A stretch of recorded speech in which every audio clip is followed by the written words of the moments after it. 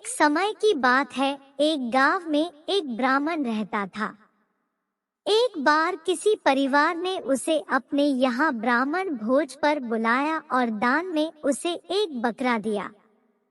बकरे को पाकर वो बड़ा खुश हुआ और खुशी से अपने घर जाने लगा। रास्ता लंबा और सुनसान था।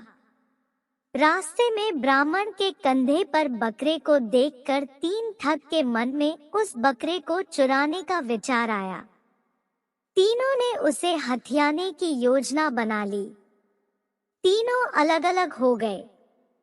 ब्राह्मण के पास से गुजरते हुए एक ठग ने उनसे कहा, क्या पंडित जी एक ब्राह्मण होकर एक कुत्ते को अपने कंधों पर उठा रखा है आपने? ब्राह्मण ने कहा, अंधे हो क्या?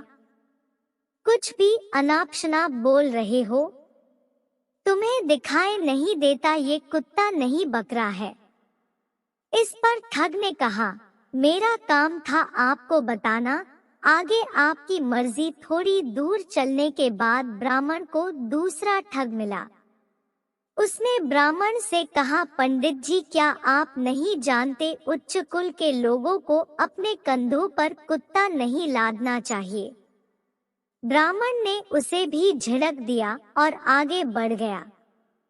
थोड़ी और दूर आगे जाने के बाद ब्राह्मण को तीसरा ठग मिला और उसने पूछा, पंडित जी इस कुत्ते को पीठ पर लाद के जाने का क्या कारण है?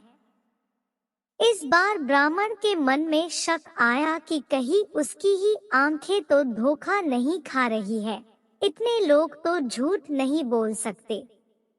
और उसने रास्ते में थोड़ा आगे जाकर बकरे को अपने कंधे से उतार दिया और अपने घर की ओर आगे बढ़ गया। उसके आगे जाते ही तीनों ठग बकरे को वहां से उठा ले गए और उसे मारकर उसकी दावत खाई।